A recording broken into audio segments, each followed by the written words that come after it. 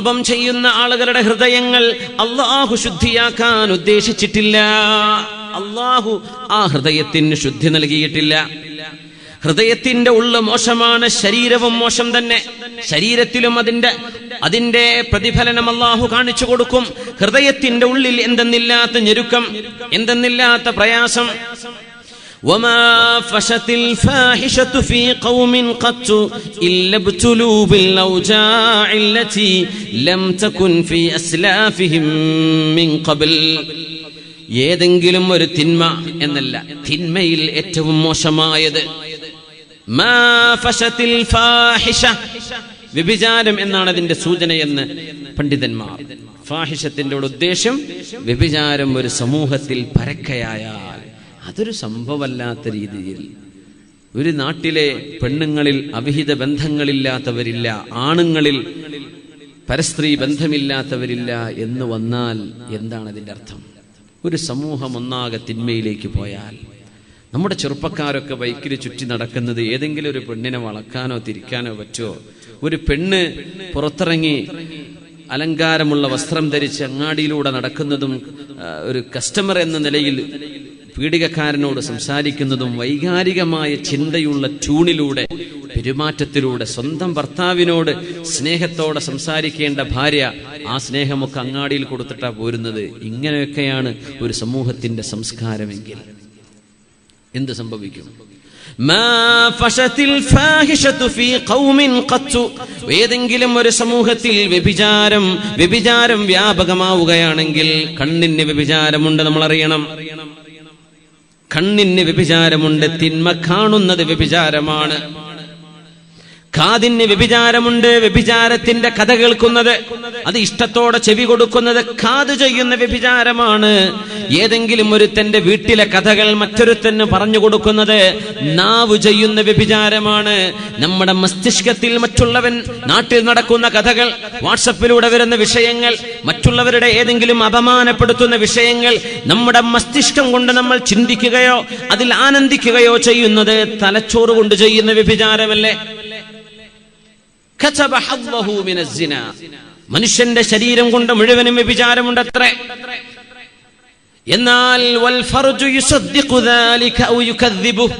എന്നാൽ മനുഷ്യന്റെ ജനനേന്ദ്രിയം ആ ചിന്തകളെ ശരിവെച്ചുകൊണ്ട് ഏറ്റവും കടുത്ത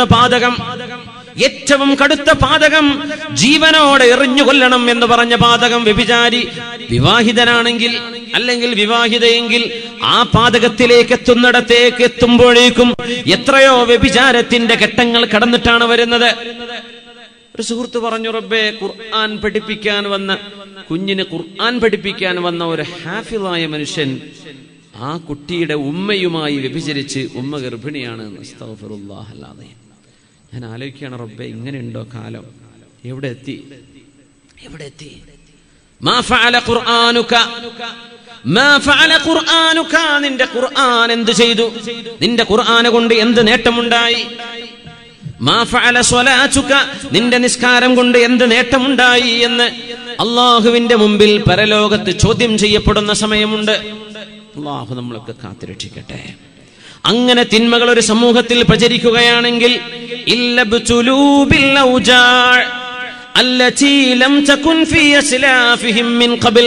മുൻപ് കഴിഞ്ഞുപോയ ആളുകളിലൊന്നും കാണപ്പെടാത്ത വ്യത്യസ്തമായ രോഗങ്ങൾ. ഡോക്ടർമാർ പറയും we couldn't identify, ഇതെന്താണ് രോഗം എന്ന് ഞങ്ങൾക്ക് മനസ്സിലാക്കാൻ പറ്റുന്നില്ല. ഇത് 10 ലക്ഷം ആളുകളിൽ ഒരാൾക്ക് വരുന്ന രോഗമാണ്. ഇപ്പൊ അങ്ങനെ പറയും. ഇത് 1 കോടി ആളുകളിൽ 2 ആൾക്ക് മാത്രം വരുന്ന രോഗമാണ്.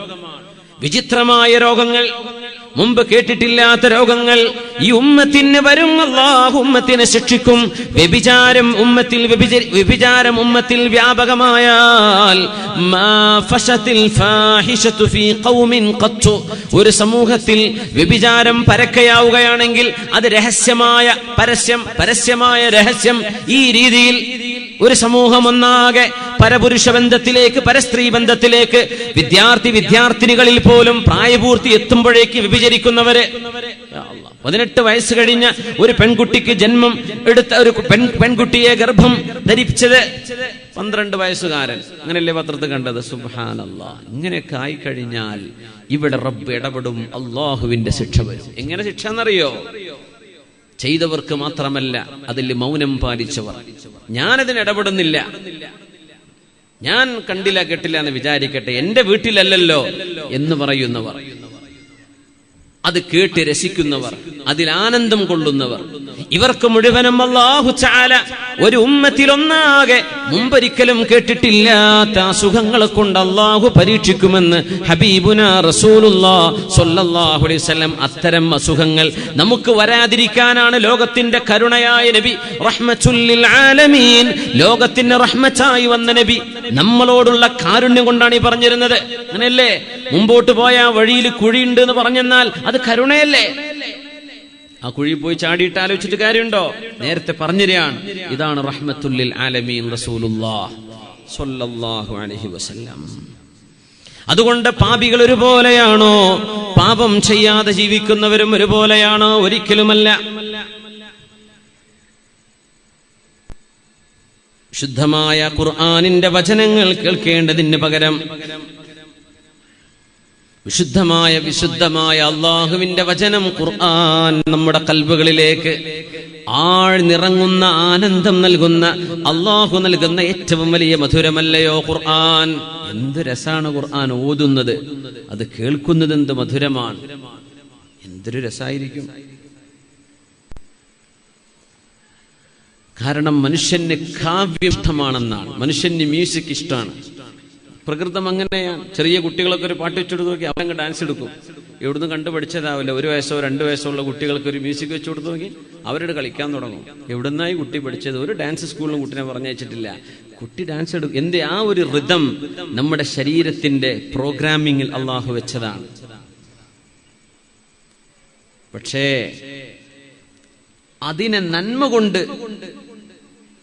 കോമ്പൻസേറ്റ് ചെയ്യാണ് അള്ളാഹു. അള്ളാഹുവിന് ഇഷ്ടമില്ലാത്ത, പടച്ചതമ്പുരാൻ വെറുക്കുന്ന മസാമീറു ശൈത്വാൻ, പിശാചിന്റെ വീണക്കമ്പികളാണെന്ന് പറഞ്ഞ മ്യൂസിക് ഉപകരണങ്ങൾ, അല്ലെങ്കിൽ മ്യൂസിക് കലർന്ന പാട്ടുകൾ, അല്ലെങ്കിൽ ചീത്ത അർത്ഥങ്ങൾ നൽകുന്ന പാട്ടുകൾ, വ്യഭിചാരത്തിലേക്ക് ഒരു പെണ്ണിന്റെ ശാരീരിക വർണ്ണന ചെയ്യുന്ന പാട്ടുകൾ, ഇത് നമ്മൾ കേൾക്കേണ്ടവരല്ല. അതിനൊക്കെ വേറൊരു കൗമ ഇവിടെ ഉണ്ട്. അവർക്ക് അതേ ആവശ്യം. കലയുടെ പേരിൽ അത് പ്രോത്സാഹിപ്പിക്കുന്നവർ, സ്ത്രീ ശാരീരിക സൗന്ദര്യം അത് പറയപ്പെടേണ്ടതല്ലേ, അത് പ്രപഞ്ചത്തിലെ ഏറ്റവും വലിയ കലയല്ലേ എന്നൊക്കെ പറയുന്ന ഒരു വിഭാഗം ഇവിടെ ജീവിച്ചിരിപ്പുണ്ട്. മുസ്ലിം മുഅ്മിനായ മനുഷ്യൻ അതിന് പോകേണ്ടവരല്ല. അങ്ങനെയല്ലേ? അതല്ലേ അതിന്റെ ശരി? ആണ്. എന്നാലും നമുക്ക് നമ്മുടെ കാതുകളെ, നമ്മുടെ ശരീരങ്ങളെ സൂക്ഷിക്കാൻ നമ്മളെ കൊണ്ടാവുന്നുണ്ടോ എന്നാലോചിച്ചു നോക്കുക. വിശുദ്ധ ഖുർആൻ കേൾക്കാതെ മ്യൂസിക്കിലേക്കും മറ്റു നൃത്തം, അള്ളാഹു അനുവദിക്കാത്ത, കാണാൻ പറ്റാത്ത പ്രായപൂർത്തിയെത്തിയ പെൺകുട്ടികളൊക്കെ സ്റ്റേജിൽ കൊണ്ടുവന്ന് നമ്മൾ നടത്തുന്ന പരിപാടികൾ. മുസ്ലിം ഉമ്മത്തിലല്ലേ ഓഡിയൻസ്? മുസ്ലിങ്ങളാണ് ഓഡിയൻസ്. എല്ലാ നാട്ടിലും, എല്ലാ ജില്ലയിലും, എല്ലാ പ്രദേശത്തും അങ്ങനെയാണ്. അള്ളാഹു 30-ലേറെ അസുഖങ്ങൾ ഹൃദയത്തിന് നൽകുമെന്ന് വിശുദ്ധ ഖുർആനിൽ കാണാൻ കഴിയും. അള്ളാഹുവിന്റെ കലാമിനെ മാറ്റി നിർത്തി പിശാചിന്റെ വാദ്യോപകരണങ്ങളാണ് നമുക്ക് ഇഷ്ടമെങ്കിൽ 30-ലേറെ അസുഖങ്ങൾ അള്ളാഹു ഖൽബിലേക്ക് തരും.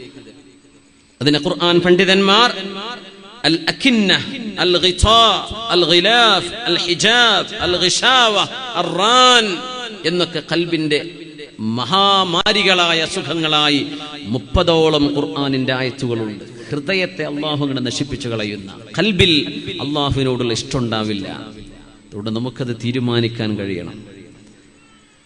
നമുക്കതിനോട് വെറുപ്പ് തോന്നാൻ കഴിയണം. വെറുപ്പ് തോന്നുന്നില്ലെങ്കിൽ നമ്മളും അള്ളാഹുവിനെ ധിക്കരിച്ച് നടക്കുന്ന ആളുകളും തമ്മിൽ എന്ത് വ്യത്യാസമാണ്?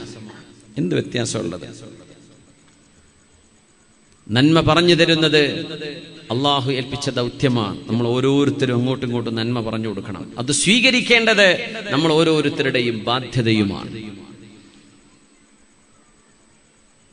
അതുകൊണ്ട് ഈ സമൂഹത്തെ, ഈ ഒരു സദസ്സിനെ സാക്ഷി നിർത്തി ഞാൻ അള്ളാഹുവിനെ മുൻനിർത്തി പറഞ്ഞു തരുന്നു, മ്യൂസിക്കിന്റെ ഉപയോഗങ്ങളും നൃത്തവും സംഗീതവും സിനിമയും നമ്മുടെ ഹൃദയത്തിന് ഇഷ്ടമാണെങ്കിൽ, നമ്മൾ അതിനു വേണ്ടിയാണ് ജീവിക്കുന്നതെങ്കിൽ, ഏതെങ്കിലും ഒരു പ്രോഗ്രാമിൽ, അത് സ്കൂളിലാവട്ടെ, കോളേജിലാവട്ടെ, നമ്മുടെ കലോത്സവങ്ങളിലാവട്ടെ, കലാലയങ്ങളിലാവട്ടെ, പുറം സ്റ്റേജുകളിലാവട്ടെ, നമ്മുടെ വീട്ടുമുറ്റത്തെ വിവാഹത്തിന്റെ ആ നാളിലാവട്ടെ, അള്ളാഹു അനുവദിക്കാത്തത് നമുക്ക് ഇഷ്ടമാണെങ്കിൽ അതിന് നമ്മൾ വാദിക്കുകയാണ്, അതിനെ എതിർക്കുന്നവരെ നമ്മൾ തകർക്കുകയാണ്, അത് വേണ്ടെന്ന് പറയുന്നവരെ നമ്മൾ ആട്ടിയോടിക്കുകയാണെങ്കിൽ നമ്മുടെ ഹൃദയത്തിന് 30ഓളം കടുത്ത മാരകമായ അസുഖങ്ങൾ അള്ളാഹു അത് കാരണം വരുത്തിവെച്ചു എന്ന് തന്നെ മനസ്സിലാക്കണം.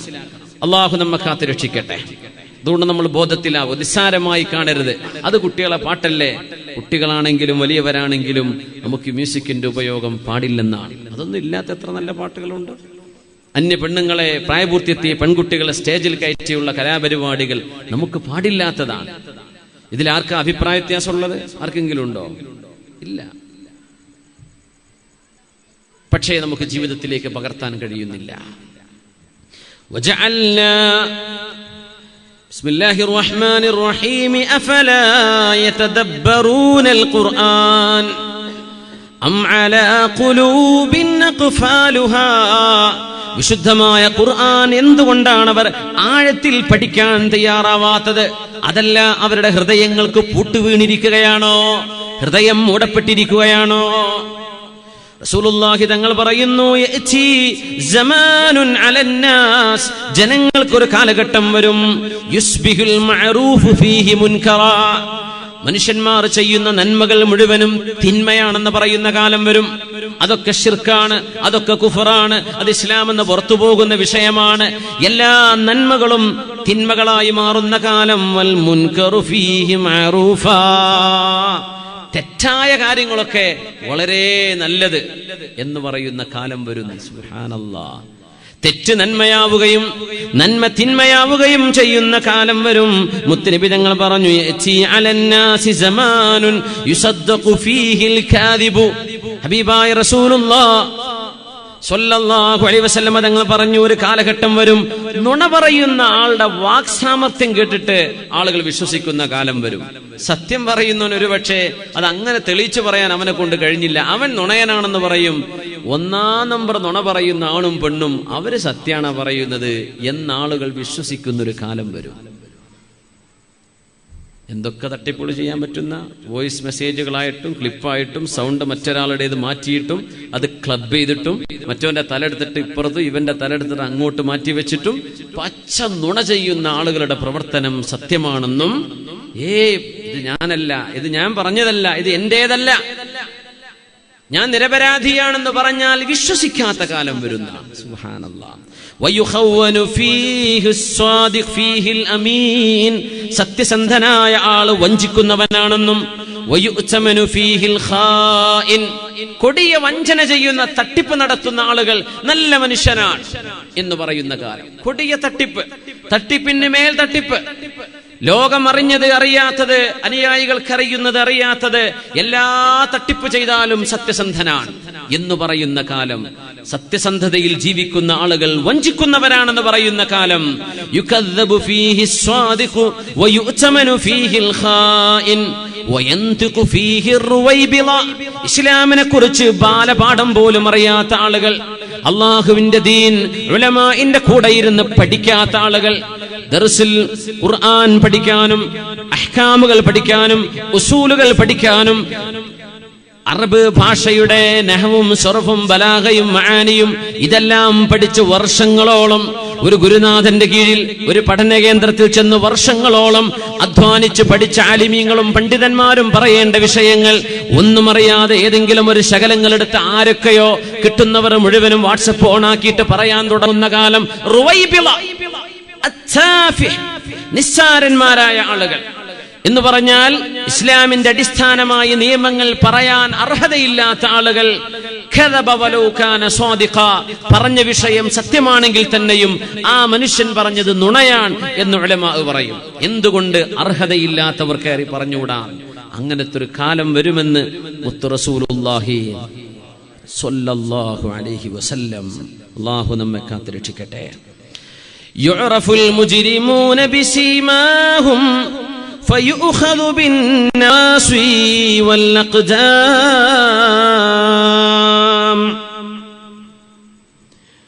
മുഖങ്ങളിൽ അല്ലാഹു തആല പാപത്തിന്റെ അടയാളം കാണിച്ചു തരുന്നു.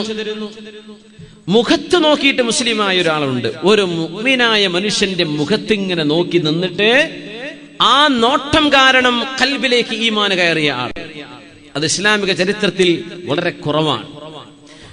മഹാനായ അൽ ഹാഫിൽ അബ്ദുൽ ഗനിയിൽ മഖ്ദിസി റളിയല്ലാഹു അൻഹു,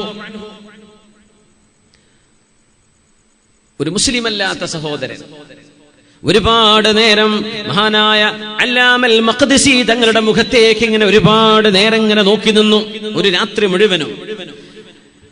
വറഅ ബുകാഅഹു വസലാതഹു, മഹാനായ അബ്ദുൽ ഗനിയിൽ മഖ്ദിസി റളിയല്ലാഹു അൻഹു ആ രാവ് മുഴുവനും കരയുന്നത്, നിസ്കരിക്കുന്നത്, അല്ലാഹുവിനെ കുറിച്ച് ഓർത്തുകൊണ്ടിരിക്കുന്നത്, ഒരു രാത്രി മുഴുവനും കൂടെ നിന്ന് കണ്ട ഒരു അവിശ്വാസി, മുസ്ലിമല്ലാത്തൊരു സഹോദരൻ മഹാനായ അബ്ദുൽ ഗനിയിൽ മഖ്ദിസിയുടെ മുഖത്ത് അല്ലാഹു നൽകി ഈമാനിന്റെ പ്രഭ.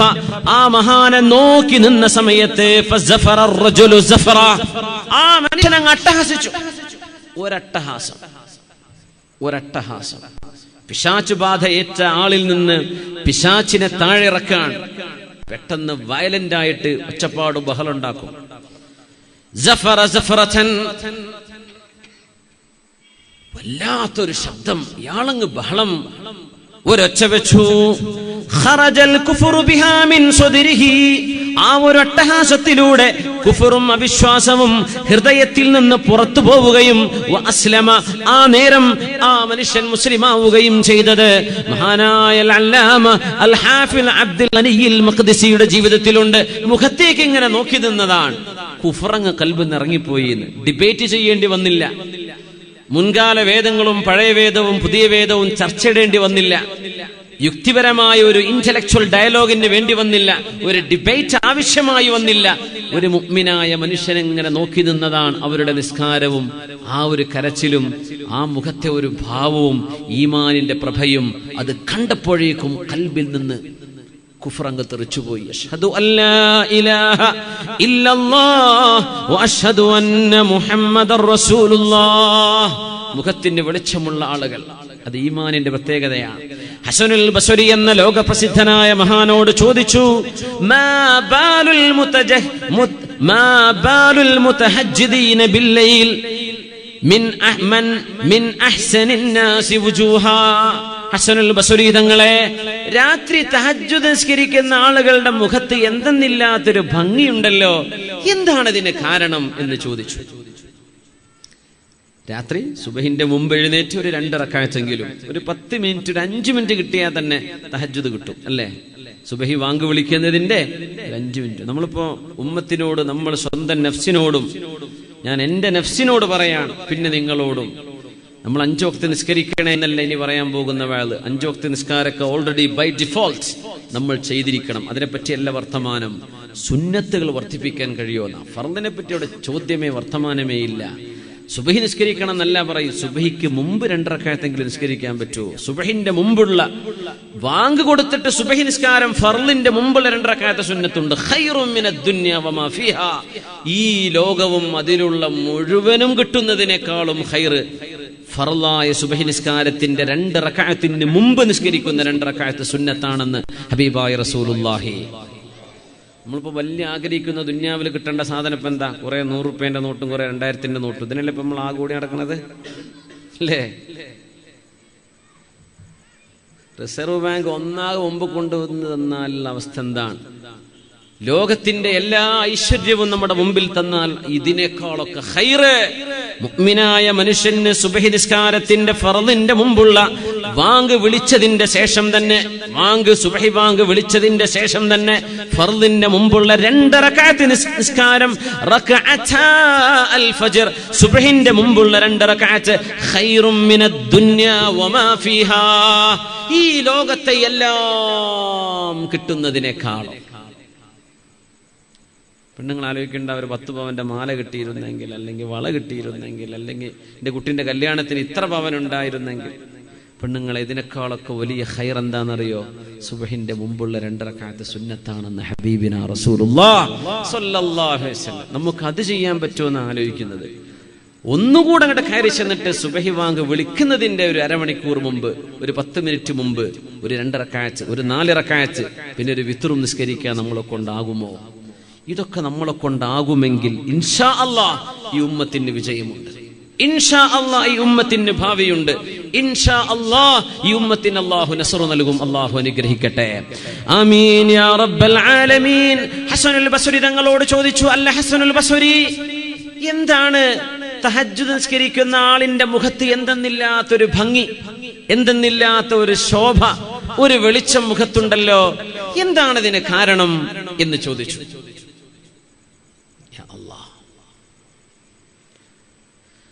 നമ്മുടെ SKSSFന്റെ പ്രവർത്തകന്മാരിൽ ദഅവത്തിന് വേണ്ടി ഇറങ്ങുന്ന ഒരു വിങ്ങുണ്ട്. നമുക്ക് ദഅവത്ത് ചെയ്യുന്ന ആള്, അതിന്റെയൊക്കെ ദാഇമാരൊക്കെ സദസ്സിൽ ഉണ്ടായിരിക്കും. ദഅവത്ത് ചെയ്യുക, അള്ളാഹുവിന്റെ ദീൻ അതില്ലാത്തവർക്ക് എത്തിച്ചു കൊടുക്കുക. അത് മതം മാറ്റിയാണ് തീവ്രവാദം ഒന്നും അലമുറട്ടിട്ട് കാര്യമില്ല. വെളിച്ചം ഇരുട്ടിനുള്ളിലേക്ക് കയറി ചെല്ലും. അത് ഏത് മാർഗത്തിലൂടെയാണെങ്കിൽ തന്നെയും. അതിന് പുറപ്പെടുന്ന ആളുകളോട് നമ്മുടെ മഹാന്മാരായ പണ്ഡിതന്മാർ, സാധുമാർ കൊടുക്കുന്ന ഉപദേശം, രാത്രിയിൽ മുടങ്ങാതെ തഹജ്ജുദ് നിസ്കരിക്കുന്ന ആളുകൾക്ക് അവരുടെ നാവിന് അല്ലാഹു തആല ഒരു പവർ കൊടുക്കുന്നതാണ്. തഹജ്ജുദ് നിസ്കരിക്കാത്ത ആളുകൾ ഈ പണിക്ക് ഇറങ്ങണ്ട എന്നാണ് പറയാ.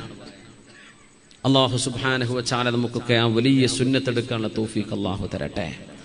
എന്തുകൊണ്ടാണ് ഹസനുൽ ബസ്രി, എന്തുകൊണ്ടാണ് ഇമാം ഹസനുൽ ബസ്രി തങ്ങളെ തഹജ്ജുദ് നിസ്കരിക്കുന്ന ആളുകളുടെ മുഖത്തൊരു വെളിച്ചം കാണുന്നത്, ജനങ്ങളിൽ ഏറ്റവും ശോഭയുള്ള ആളായിട്ട്? മരിച്ചു കഴിഞ്ഞിട്ട് മാസങ്ങളോളം കടന്ന ഒരു ഉത്തരേന്ത്യൻ ഒരു പണ്ഡിതന്റെ മുഖം കണ്ടില്ലേ? അദ്ദേഹത്തിന്റെ ഖബർ മാറ്റിക്കൊടുത്തത് സ്വന്തം കുടുംബത്തിലെ ആളുകൾക്ക് സ്വപ്നദർശനം വരെയാണ് ഉപ്പയുടെ ഖബർ ആ സ്ഥലത്ത് നിന്ന് മാറ്റിയിട്ട് ഇന്നാലിന്ന അള്ളാഹുവിന്റെ വലിയ കിടക്കുന്ന ഒരു മഖ്ബറയുടെ ഭാഗത്തേക്ക് കൊണ്ടുവന്ന് മാറ്റിപ്പാർപ്പിക്കണം. എത്രയോ 12 മാസോ 11 മാസോ എനിക്ക് ഓർമ്മയില്ല, അത്രയും മാസങ്ങൾ മണ്ണിൽ കിടന്ന ആ മഹാനുഭാവന്റെ ഖബർ അവർ തുറന്നു. കണ്ടില്ലേ നിങ്ങൾ? ഇതിന്റെ ഫോട്ടോ കണ്ടില്ലേ? എന്തൊരു മനോഹരമായ വെളിച്ചമുള്ള മുഖം, പുഞ്ചിരിക്കുന്ന പോലെ. കഫംപുട പോലും കുഴപ്പം പറ്റിയിട്ടില്ല, കഫംപുടക്ക് പോലും ഒരു പോർലേറ്റിട്ടില്ല, ചിരിച്ചിങ്ങനെ കിടക്കുകയാണ്. ഒരു ആലിം, ഉത്തരേന്ത്യക്കാരനായ ഒരു മഹാപണ്ഡിതൻ, ഒരു ആളുകൾ വളരെയധികം അറിഞ്ഞിട്ടില്ലാത്തൊരു മഹാൻ, ഒരു കൊല്ലത്തോളം മണ്ണിൽ കിടന്നിട്ട് ശവശരീരമായ എന്ന് നമ്മൾ പറയില്ലേ, അളിഞ്ഞു പോവും, ഒന്നും സംഭവിച്ചിട്ടില്ല. അള്ളാഹുവിന്റെ ദീൻ സത്യമാണെന്ന് മനസ്സിലാക്കാൻ ഈ ഒരൊറ്റ സംഭവം മതി. ഖബർ ഒന്നുകിൽ സ്വർഗമാണ് അല്ലെങ്കിൽ നരകമാണെന്ന ഹബീബിന്റെ വചനമറിയാൻ ഈ ഒരൊറ്റ സംഭവം മതി. ഒന്നും, എത്ര ഖബറുകൾ, 100ഉം 200ഉം കൊല്ലം പഴക്കമുള്ള ഖബറുകൾ ചിലപ്പോൾ തുറന്നു കാണുന്ന നേരത്ത് കഫം പുടക്ക് പോലും പോർലിൽ ഏൽക്കാത്തത്. 50 കൊല്ലം മുമ്പ് മരിച്ചത്, 20 കൊല്ലം മുമ്പ് മരിച്ചത്, 2 കൊല്ലം മുമ്പ് മരിച്ചത്, കഫം പുട പോലും കേടുവരാതെ കിടക്കുന്ന എത്ര മഹതിമാർ, എത്ര മഹാന്മാർ, എത്ര സാധാരണക്കാരാണ് നമ്മൾ വിചാരിക്കുന്ന ആളുകൾ ഖബറിന്റെ ഉള്ളിൽ സ്വർഗീയ സുഖം അനുഭവിക്കുന്നത് അള്ളാഹു നമുക്ക് കാണിച്ചു തരുന്നു. ഇത് ചില്ലറ കാര്യമാണോ? യുക്തിവാദികൾ തെളിവ് വേണം, തെളിവ് വേണമെന്ന് ചോദിക്കുന്ന യുക്തിവാദിക്ക് ഇതിനും വലിയ തെളിവിന് എന്താ വേണ്ടത്? ആ മണ്ണിൽ തൊട്ടുപുറത്ത് കിടക്കുന്ന ആളുടെ എല്ല് പോലും കാണാനില്ല, പക്ഷെ ഇപ്പുറത്തെ ഖബറിൽ ആടെ കഫം പുടക്ക് പോലും കേടുപാട് പറ്റിയിട്ടില്ല. ഇത് ഇസ്ലാമിലെ കാണാൻ കഴിയും, ഇത് മുസ്ലിമിനെ കാണാൻ കഴിയും, ഇത് ഇസ്ലാമായി ജീവിച്ച ആളുകൾക്കേ കാണാൻ കഴിയൂ. ഇത് അള്ളാഹു നൽകുന്ന ഷറഫുൻ യുക്രിമുല്ലാഹു ബിഹി ഇബാദഹ്. അള്ളാഹുവിന്റെ ആളുകളെ അവൻ ആദരിക്കുന്ന ആദരവാണത്. തഹജ്ജുദ് നിസ്കരിക്കുന്ന ആളുകളുടെ മുഖത്തെ ഈ വെളിച്ചം എന്തുകൊണ്ടെന്ന് ചോദിച്ചപ്പോ ലിഅന്നഹും ഖലൗ ബിർറഹ്മാൻ ഫഅൽബസഹും മിൻ നൂരിഹി. എന്തുകൊണ്ടാണെന്നറിയോ അള്ളാഹു മുഖത്ത് വെളിച്ചം കൊടുത്തത്? നമ്മൾ മുഖം തെളിയാൻ വേണ്ടി ക്രീമും ഹെർബൽ ക്രീമുകളും അല്ലാത്ത ക്രീമുകളും മഞ്ഞളരച്ചിട്ടും എന്താണ് രക്തചന്ദനം എന്തൊക്കെയാ മുഖം വെളുപ്പിക്കാൻ. ഇതിൻ്റെ ഒന്നും ആവശ്യമില്ല. തഹജ്ജുദ് നിസ്കരിച്ചാൽ കിട്ടും ആ വെളിച്ചം. മറ്റേതൊക്കെ ഒന്ന് മുഖത്ത് വെള്ളം തെളിച്ചാൽ പോവും. മുഖത്തിന് ശോഭ വേണോ?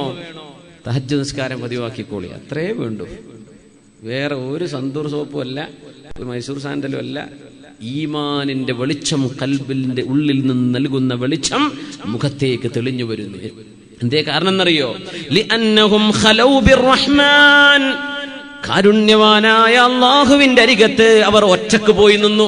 കൂടുള്ളവരെ കുറഞ്ഞാണ്, വീട്ടുകാർ പോലും അറിഞ്ഞിട്ടില്ല. ഈ തഹജ്ജുദ് നിസ്കരിക്കണമെന്ന് സെൽഫി എടുത്ത് വിടണ്ട, എല്ലാം സെൽഫിന്റെ കാലാണ്. ആരും അറിയിക്കണ്ട, ഒറ്റക്ക് ചെയ്താൽ മതി. വീട്ടുകാരെ പോലും കൂട്ടുകാരെ പോലും അറിയിക്കരുത് എന്നാണ് നമ്മളെ ചെയ്യുന്ന പണി. ഞാൻ തഹജ്ജുദ് നിസ്കരിക്കുന്നത് കാണുക എന്ന് പറഞ്ഞ് ക്യാപ്ഷൻ ഇട്ടിട്ട് വിടണ്ട. എല്ലാം അല്ലെ തവാഫ് ചെയ്യുമ്പോൾ ഇത് സെൽഫി എടുക്കുന്നുണ്ട്. നിസ്കാരത്തെ പറ്റാത്തതുകൊണ്ടായിരിക്കും അല്ലേ. എന്നാലും ചിലപ്പോൾ വേറെ കൊണ്ട് എടുപ്പിക്കും. ആ ക്ലോക്കിന്റെ ആ സൂചിക്കണ കാണണം കേട്ടോ, ഞാൻ ഇപ്പൊ ഏത് നേരത്തായി നിസ്കരിക്കണത്, ഞാൻ കള്ളനായിരുന്നു, ഇപ്പൊ നന്നായിട്ടുണ്ട്, നാട്ടുകാരൊക്കെ അറിഞ്ഞോട്ടെ. ഈ പണിയൊന്നും ചെയ്യരുത്. സ്വകാര്യമാക്കി വെക്കുക. ജനങ്ങൾക്ക് കാണുമ്പോ നമ്മൾ ആരുമല്ല, നമ്മളത്തെ ഒരു കോപ്പുമില്ല എന്ന് വിചാരിച്ചാൽ മതി. നമ്മൾ അള്ളാന്റെ അടുത്തൊക്കെ ചെല്ലുമ്പോൾ കിട്ടിയാൽ മതി. നമ്മൾ ആരും അറിയിക്കരുത്. ഇതാണ് വിഷയം. അങ്ങനെ സ്വകാര്യമായി അവർ അള്ളാഹുവിനെ ചെന്ന് കണ്ടപ്പോൾ മറുപടി അതാണ്. എന്തേ മുഖത്ത് വെളിച്ചമുണ്ടാവാൻ കാരണം എന്നറിയോ? അവര് സ്വകാര്യമായി അള്ളാഹുവിനെ കാണാൻ ചെന്നപ്പോൾ അള്ളാഹുവിന്റെ പ്രകാശത്തിന്റെ ഒരു വസ്ത്രം അള്ളാഹു അവർ അണിയിച്ചു കൊടുത്തതാണ്. സ്വകാര്യമായി ചെല്ലുമ്പോൾ ഗിഫ്റ്റും കിട്ടൂലേ, ആ ഗിഫ്റ്റ് കൊടുത്തതാണ്. എന്തേ? റബ്ബിന്റെ നിന്നുള്ളൊരു വെളിച്ചം, അള്ളാഹുവിന്റെ പ്രകാശത്തിന്റെ ഒരു വസ്ത്രം ഈ മുഅ്മിനീങ്ങൾക്ക് തഹജ്ജുദ് നിസ്കരിക്കുന്നവർക്ക് അള്ളാഹു കൊടുത്തതാണ്. അതുകൊണ്ടാണ് തഹജ്ജുദ് നിസ്കരിക്കുന്നവരുടെ മുഖത്ത് ശോഭയുണ്ടാകുന്നത് എന്ന് ഹസനുൽ ബസ്രി റളിയല്ലാഹു അൻഹു. അള്ളാഹു നമുക്ക് തൗഫീഖ് നൽകട്ടെ. എന്നാൽ രാത്രികാലം മുഴുവനും കറങ്ങിത്തിരിഞ്ഞ് നടക്കുന്ന ഒരു വിഭാഗം കാണാം. മറുവശത്ത് കറങ്ങിത്തിരിഞ്ഞ് എവിടെയാണ് പോയതെന്ന് ഉമ്മ ചോദിച്ചാൽ മറുപടി ഇല്ല. വാപ്പ ചോദിക്കാൻ നാട്ടിലുമില്ല. അനുജൻ അവിടെ വോയിസ് ഇല്ല. പെങ്ങൾ പറഞ്ഞാൽ അവന് കേൾക്കുകയുമില്ല. അങ്ങനെ ഒരൽപ്പം 20 or 21 വയസ്സാകുമ്പോഴേക്കും ഒരു തരം റബല്യസ് ആയിട്ട് എന്നെ ചോദ്യം ചെയ്യാൻ, കൺട്രോൾ ചെയ്യാൻ നിങ്ങൾ ആരാണ്, അള്ളാന്റെ ഭൂമിയിൽ എനിക്ക് ഇറങ്ങി നടക്കാൻ അവകാശമില്ലേ എന്ന് സ്വന്തം നൊന്തുപെറ്റ ഉമ്മയോട് ചോദിക്കുന്ന മക്കളുണ്ടൊരു ഭാഗത്ത്. ഞാൻ ഇഷ്ടമുള്ളിടത്തേക്ക് പോകും, ഉമ്മാക്കെന്താ എന്ന് ചോദിക്കുന്ന കാലം. അല്ലാഹുവേ, അത്തരം അല്ലാഹുവേ ദുര്യോഗം, അത്തരം അനുഭവങ്ങൾ, ദുഷിച്ച അനുഭവങ്ങൾ വരുന്ന അവസ്ഥയിൽ നിന്ന് ഞങ്ങളുടെ മക്കളെയും ഞങ്ങളെയൊക്കെ നീ കാത്തു രക്ഷിക്കണം തമ്പുരാനെ.